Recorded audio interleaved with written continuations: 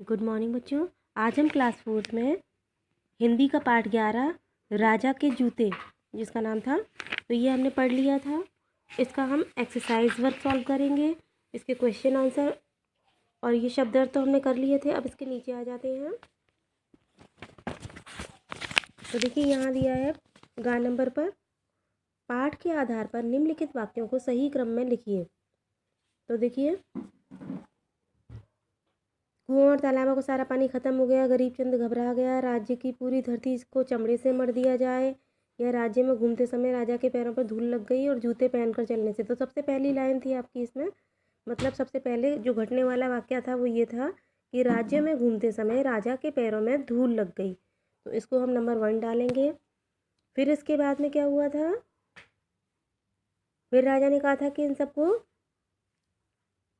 इसको ये धूल जो लग गई है, धूल को बिल्कुल ख़त्म करो। तो उसने झाड़ू लगाई, झाड़ू लगाने से क्या हुआ था कि सूरज के प्रकाश भी धुंधला गया था। और फिर उसके बाद में राजा ने उसे कहा कि ये तुमने क्या किया, चारों ओर धूल ही धूल कर दी, अब इसे जल्दी से ख़त्म करो वरना है ना हम तुम्हें फांसी की सज़ा देंगे। तो उसके बाद दूसरा वाक्य जो उसके बाद हुआ था वो ये था कि गरीब चंद घबरा गया और थर थर काँपने लगा, इसलिए इसको हम 2 नंबर पर डालेंगे। फिर उसके बाद उसने क्या किया था, कुआं तालाबों से सारा पानी निकलवा के उस पर डलवाया था। तो फिर तीसरी लाइन आएगी आपकी, कुआं और तालाबों का सारा पानी ख़त्म हो गया।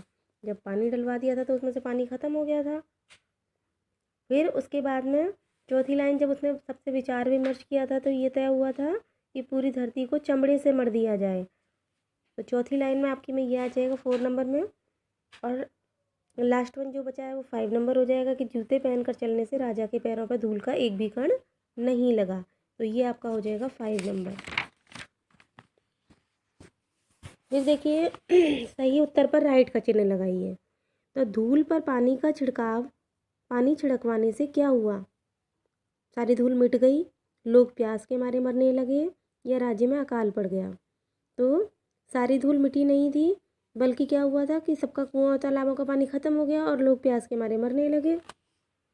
तो हम इसको टिक लगा देंगे। फिर इसके बाद देखिए अगला है, राज्य के लोगों द्वारा गली मोहल्लों में झाड़ू लगाने पर क्या हुआ। तो सारी धूल उड़कर कहीं और चली गई, या सूर्य का प्रकाश मंद पड़ गया, या राजा बहुत खुश हुआ।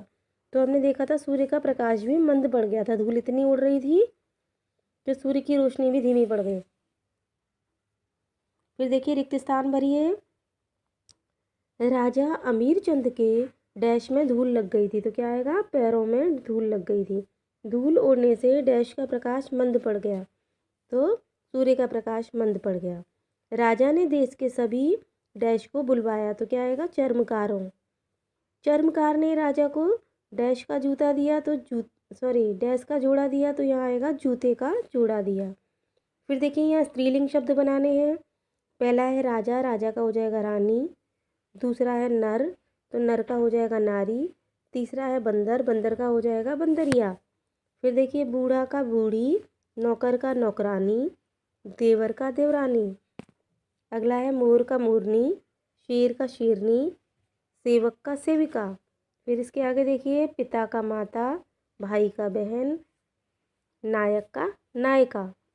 फिर देखिए यहाँ पर दिया है, निम्नलिखित वाक्यों में रेखांकित शब्दों के कारक बताइए। कारक मुझे भी ठीक से याद नहीं है कि 4th क्लास के सिलेबस में है या नहीं, लेकिन कारक जो होते हैं उनके 8 भेद होते हैं। तो देखिए यहाँ पर मैं उनको लिख कर बता रही हूँ, मैंने यहाँ सॉल्व करके रखा है। तो गरीब चंद ने राजा को खुश करने के लिए एक उपाय सोचा। तो गरीब चंद ने, तो जो ने चिन्ह होता है वो कर्ता कारक का होता है। फिर देखिए सभी लोगों ने राजा के आदेश का पालन किया। तो काकी के जो होता है वो संबंध कारक का उदाहरण होता है। फिर देखिए राजा राज्य में घूमने निकला तो उसके पैरों में धूल लग गई। तो मैं और पर जो होते हैं वो अधिकरण कारक के होते हैं चिन्ह। फिर देखिए गरीबचंद तुमने पूरे राज्य से धूल हटवा दी, गरीबचंद तुम पूरे राज्य से धूल हटवा दो, नहीं तो तुम्हारी खैर नहीं। तो से है यहाँ पर, तो राज्य के द्वारा नहीं हटवानी है, राज्य से अलग करनी है, इसलिए यहाँ पर आएगा अपादान कारक। फिर देखिए मंत्री ने हजारों भिस्तियों को धूल पर पानी छिड़कने की आज्ञा दी। तो यहाँ पर की जो है वो चिन्ह होता है कर्म कारक का। फिर देखिए लोगों ने बाल्टियों से कुएं का पानी निकाला, बाल्टियों से मतलब बाल्टियों के द्वारा, तो यहाँ पर करण कारक हो जाएगा। बूढ़े चर्मकार ने राजा के लिए जूतों का एक जोड़ा जूता बनाया, तो यहाँ पर हो जाएगा के लिए चिन्ह होता है संप्रदान कारक का, तो यहाँ संप्रदान कारक है। फिर देखिए यहाँ जो वाक्य दिए हैं इनको दिए गए इसके हिसाब से आपको चेंज करना है। तो देखिए पहला वाक्य है वह कल बाजार जाएगा, तो इसको भूतकाल में बदलना है, तो क्या हो जाएगा वह कल बाजार गया था। मैं कल पढ़ूंगा, ये भविष्य काल है, तो इसे वर्तमान काल में, तो मैं पढ़ रहा हूँ। मैंने आम खाए, तो ये भूतकाल है, तो भविष्य काल में बनाना है, मैं आम खाऊंगा। वह अच्छे आदमी हैं, है ना, तो यहाँ किसी खास व्यक्ति की बात हो रही है और रिस्पेक्ट देने के लिए हैं आया है यहाँ पर, तो इसको भूतकाल में बनाना है, तो वह अच्छे आदमी थे। फिर देखिए वह सो रहा है, इसको भविष्य काल में बनाना है, तो वह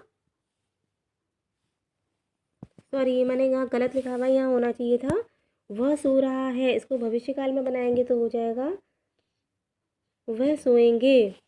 फिर देखिए नीचे दिए गए शब्दों के अर्थ लिखकर वाक्य बनाइए। अन्नदाता यानी भोजन देने वाला।